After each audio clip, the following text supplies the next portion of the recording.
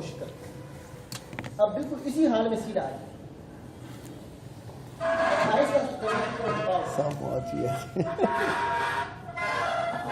اب لمبی سانس میں جزاک اللہ. اب اپنی جگہ پہ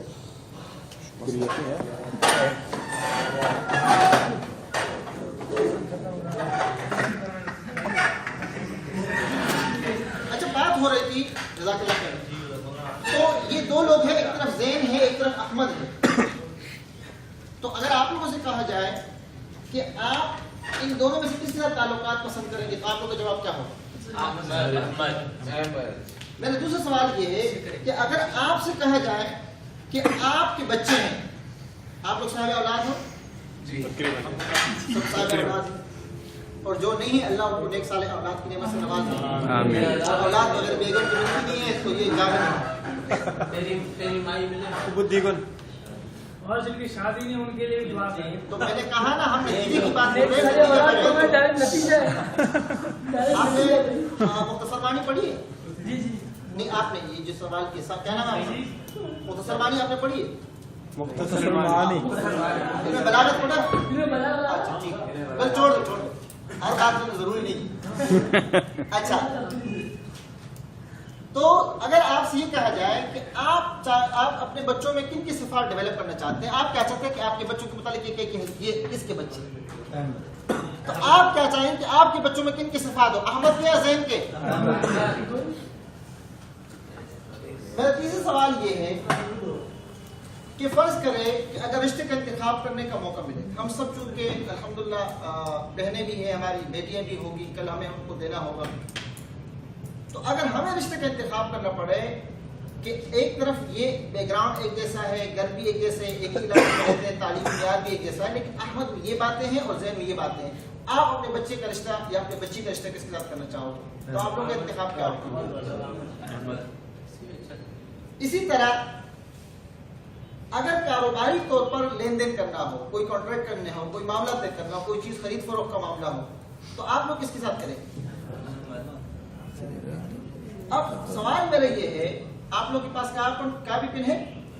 آپ لوگ کے خیال میں اس معاشرے میں جس میں ہم لوگ رہتے ہیں, آپ اور میں رہتے ہیں اور ایک دوسرے کے ساتھ وابستگی ہے اور لوگ حالات دیکھتے ہیں, ہمارے معاشرے میں احمد اور زین جیسے لوگ کتنی فیصد ہوں گے؟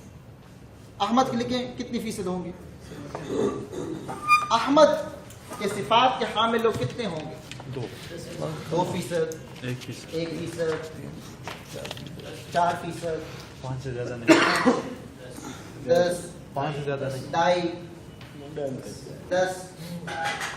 جی سر, 0.001 سر, آپ 0.5. ابھی تک جتنی بھی ورکشاپ ہم نے 5-6 سالوں کی دورانی میں کی ہے, آج تک سب سے بڑا عدد جو آیا ہے وہ 25 آیا, وہ بھی کوئی بہت ہی نیک طبع انسان تھا جو حقیقت سے شاید آنکھ چھڑا رہا تھا یا باقی اس کا لوگوں کے بارے میں حسن گمان تھا, اللہ ہم سب کو اس کا سرکل اچھا ہو, سرکل اچھا. تو انہوں نے کہا ورنہ عموماً یہ 10 تک ہی لیول رہا ہے اور ہمارا تجربہ بھی یہی, وہی آج دیکھ لیں گے ہم دیکھ لیں گے. اور زین کو اس کو برعکس کر لو تو خود بخود پتہ چل جائے گا 95%, 98%, 93%. ہاں, تو یہ ریشو خود بخود آٹومیٹکلی بنتے جائے. اچھا اب سوال یہ ہے کہ کیا آپ سمجھتے ہیں کہ اگر معاشرے میں لوگ احمد جیسے صفات سے متصف ہوں گے تو کیا معاشرے کا امیج اور معاشرے کا جو پرسپشن ہے امت کے بارے میں وہ بہتر ہوگا؟ جی آج جو امت مسلمہ کے زوال کے اسباب ہے اس کی ذمہ دار ہم اور آپ نہیں ہیں. اکثر لوگ کہتے ہیں یار اس میں اپنا وقت ضائع کر رہا ہوں, میں اپنا کر رہا ہوں, اپنے قبر میں جا رہا ہوں, آپ لوگوں کو کیا تکلیف ہے؟ بات یہ ہے کہ یہ ایک فرد کی بات نہیں ہے, پوری امت کی تصویر کی بات ہے. اس لیے آج امتوں کی عروج اور زوال کا سبب میں ہوں, اس لیے کہ میں ہی تو امت ہوں نا. احمد کون ہے, زید کون ہے, میں ہوں نا. اگر میں زینوں کی تعداد اس مجمع میں اگر ہم مجموعہ نکالے, اگر ہم میں سے 98% لوگ زین ہیں تو امت کی تصویر کیسے بہتر ہوگی؟ اس لیے ابو الحسن علی ندوی رحمۃ اللہ علیہ نے اس پر ایک بہت شاندار کتاب لکھی ہے، ماذا خسر العالم بانحطاط المسلمین، کہ مسلمانوں کے عروج اور زوال، اس کو اردو ترجمہ میں چھپ چکا ہے، مجلس نشریات میں چاہتا ہوں، مسلمانوں کے عروج اور زوال کی داستان، اور مسلمانوں کی عروج اور زوال کی وجہ سے امت پہ کیا اثر پڑا، دنیا پہ کیا اثر پڑا. دنیا کی عبارت یافتہ کتاب ہے، آکسفورڈ کے نصاب میں شامل کتاب ہے، کیس اسٹڈی میں پڑھائی جاتی ہے، فرینچ میں، انگریزی میں، عربی میں. اور جب یہ کتاب شائع ہوئی تو عرب دنیا نے کہا تھا هذا هو الشيء الذي بقى خسر العالم بانحطاط المسلمين، یہ وہ شیخ ہے جس نے ماذا خسر العالم بانحطاط المسلمين کتاب لکھی. تو اس لیے یہ ذہن والے جو صفات ہم نے اپنائے ہیں، یہ ہم اپنا نقصان نہیں کر رہے، اس کی وجہ سے ہم پوری امت کی تصویر بگاڑ رہے ہیں. تو کیا ہم سب یہ چاہتے ہیں کہ ہم میں احمد والے صفات پیدا ہوں؟ جی بالکل. تو اب سوال یہ پیدا ہو کہ احمد والے صفات کیسے پیدا ہوں گے. تو آئیے آگے کی جو ہے نشست اسی موضوع پر ہے کہ ہم میں احمد والے صفات کیسے پیدا ہوں گے. ہم میں احمد والے صفات کیسے؟ دو سوال ہے. پہلا سوال یہ ہے کہ اگر آپ لوگ زندگی کے شاہراہ پہ کھڑے ہو اور آج جو ہے زندگی کی آخری سانسیں چل رہی، اس وقت آپ ماضی کی طرف دیکھتے ہیں، اپنے جو جوانی، بڑھاپا، لڑکپن، سب دورانیہ زندگی کے جتنے بھی ادوار ہیں، اس سے آپ اپنی زندگی گزارنے کے ایک موقع کو اسکرین پہ دیکھتے ہیں. عمل کی صلاحیت ختم ہوئی ہے اور آپ جو ہے پیچھے مڑ کے دیکھتے ہیں، تو آپ پیچھے زندگی پر جب نظر ڈالتے ہیں تو آپ کیا کہنا چاہیں گے کہ یار میری زندگی بہت اچھی گزری، کیا میں نے امت کے لیے خدمات انجام دی، کیا میں نے امتی کے رول کو ادا کیا، کیا میں نے اپنے بیٹے ہونے کا حق ادا کیا، کیا میں نے اپنے شوہر ہونے کا حق ادا کیا، کیا ہی میں نے اپنے بچوں کی تربیت میں کیا بہترین حصہ ڈالا. یا آپ کہتے ہیں کہ مجھے تو اس کی پرواہ نہیں، کاش، یا کہتے ہیں یار میں نے ایسا نہیں. تو آپ کیا چاہیں گے کہ آخری وقت میں آپ کا وہ کیا، لیکن آپ کیا چاہیں گے؟ ہاں کہ واقعی قابل رشک کی میری زندگی، آپ یہ چاہیں گے یا نہیں چاہیں گے، یا آپ کو پرواہ نہیں؟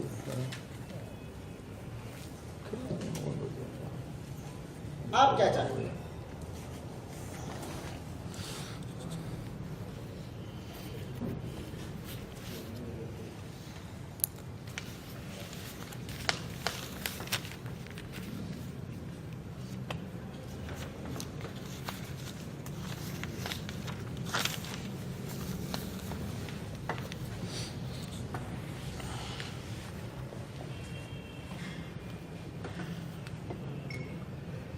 جزاک اللہ. میرا دوسرا سوال ہے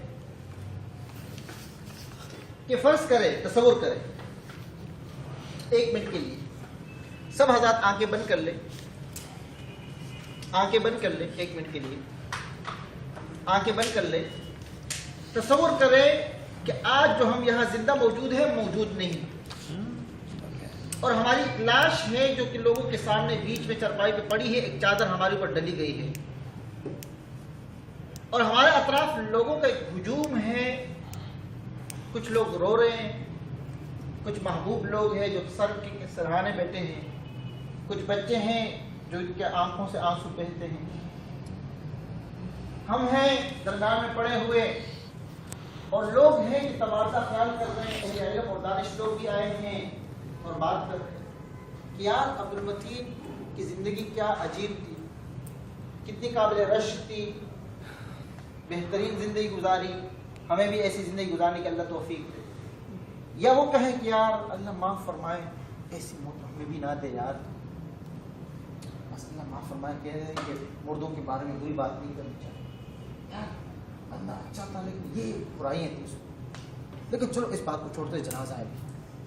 تو آپ کیا چاہیں گے کہ جب آپ اور میری لاش دنیا کے سامنے پڑی ہوگی تو اس وقت ہمارا اپنے بارے میں لوگوں سے کیا رویہ اور توقع رکھنے کا وہ ہوگا کہ واقعی ہم نے زندگی کا رشک گزاری، یا ہم لوگوں نے جو ہے وہ وقت ضائع کیا، یا لوگ کہیں کہ اللہ ہمیں ایسی زندگی نصیب ہو نہ کرے. تو آپ اور میرا کیا کہنا ہوگا؟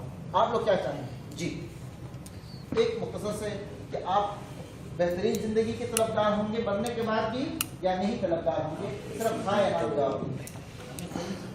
جی جی ہمیں کہیں کال کر ہی لکھنا پڑے گا۔ جزاک اللہ، اللہ بہت خوش ہے۔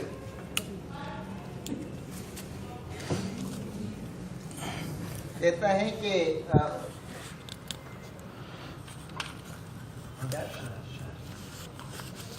میں نے اس سے کہا کہ یوں ہی چھوڑ کے چلے جاؤ گے مجھ کو تو رو پڑے۔ سوال کتنا عجب سا تھا، جواب کتنا عجب سا تھا۔ تو لازمی بات ہے کہ جب لکھیں گے تو آنکھیں کھولیں گے۔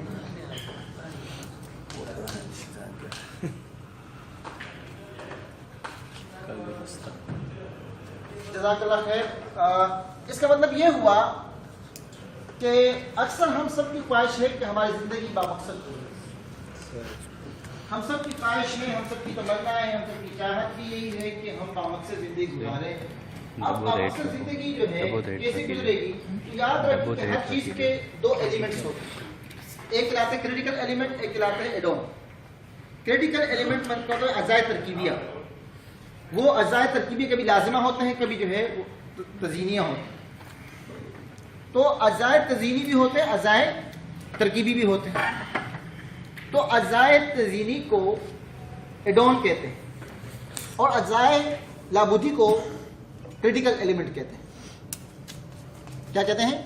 Critical element. مثال کے طور پہ اگر گاڑی ہے تو اس گاڑی میں دو قسم کی چیزیں ہوگی، ایک کے بغیر گاڑی چلی ہی نہیں پائے گی اور ایک ایسی ہوگی جو تزئین کی ہوگی۔ مثلا گاڑی کے اوپر شیشہ لگنا جس سے آسمان بھی دکھے، یہ کریٹیکل ایلیمنٹ ہوگا یا ایڈ آن ہوگا؟ ایڈ آن۔ اگر گاڑی میں سٹیئرنگ نہ ہو، سٹیئرنگ کا ہونا گاڑی میں کریٹیکل ایلیمنٹ ہوگا یا اسی طرح انجن، اسی طرح لیدر کی سیٹ، سیٹ نہیں لیدر کی سیٹ، ٹائر،